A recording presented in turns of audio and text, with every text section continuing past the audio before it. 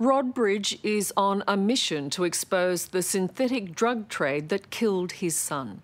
He wants to find out how vast quantities of designer drugs are flooding into Australia. So he's gone to China, the biggest source of these drugs, posing as an Australian crime boss. Filming with hidden cameras, he's about to meet his new drug contacts. Hello. How are you?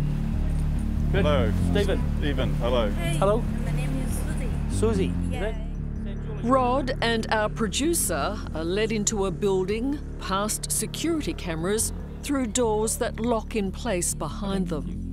Like every drug operation we will see in China, this one is clearly doing enough business to have several staff filling orders from around the world. And they're happy to show off their product. Okay, yeah. So what have we got? This is APVP. So that's the new product now, APVP. Yeah. Yeah, okay. APVP, sold as bath salts and used in synthetic cannabis, is one of the deadliest psychoactive drugs on the market. It was so-called bath salts that killed Newcastle truckie Glenn Punch, who went on a psychotic rampage before dying of a cardiac arrest.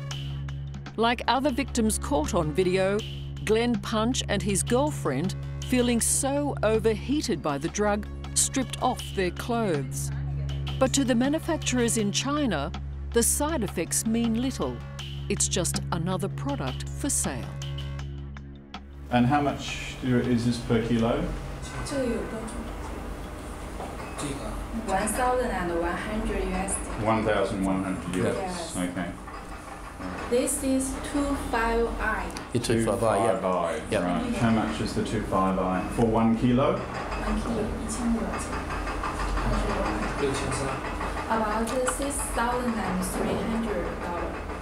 6,300 euros. Yes. Yeah. Okay. What is the best selling product in Australia at the moment? 4-CMC.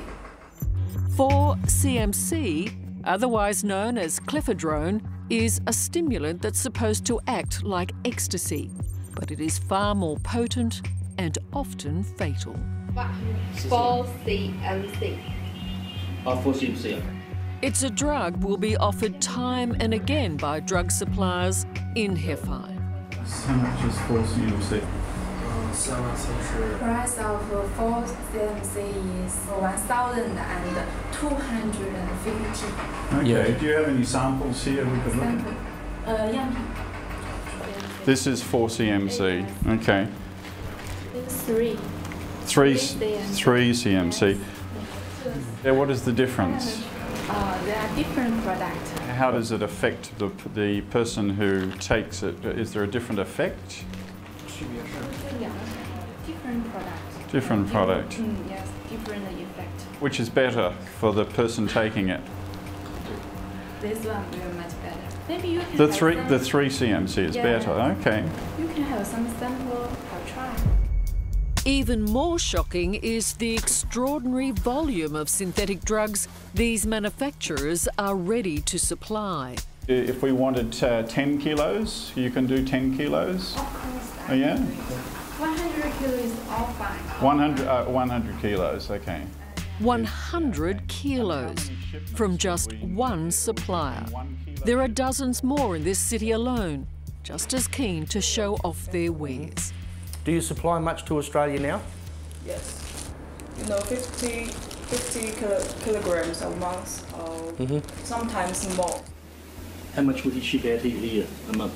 Actually, about 100 kilos. Okay. Yeah, how much can they make if I wanted 200 kilograms? You will buy 200 kilograms a month. I will give you $950 1 kilogram. This is the price includes shipping cost. It's all evidence Rod would like to show the newly formed Australian Border Force.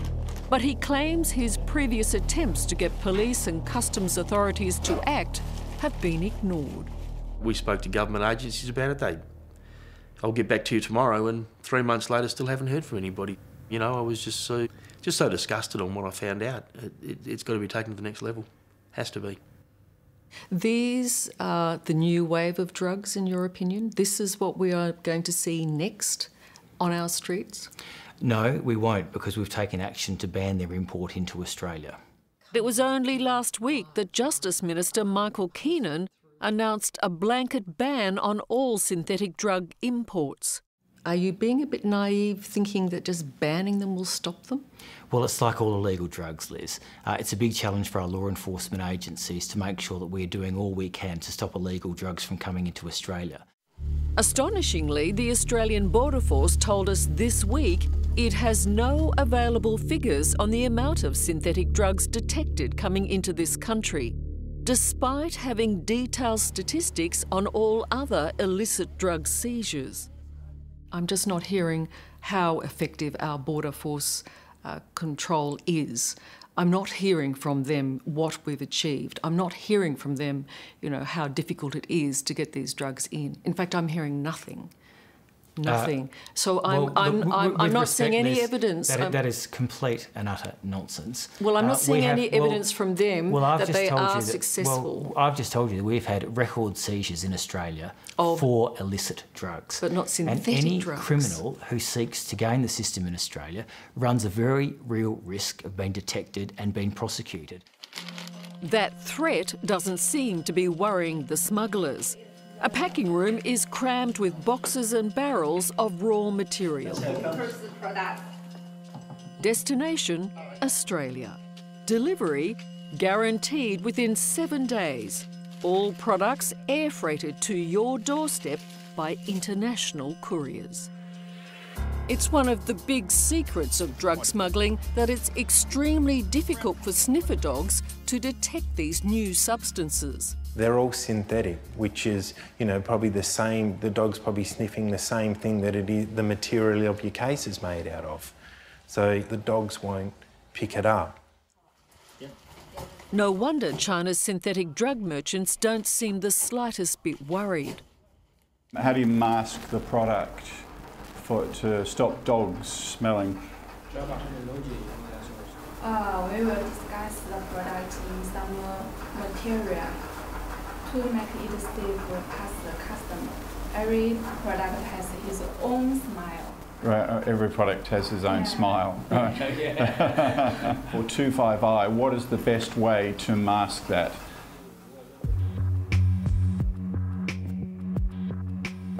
And with that, we get a demonstration of one operation's smuggling technique.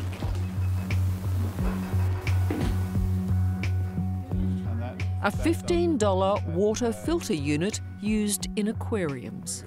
How many do you think you would send to Australia in that?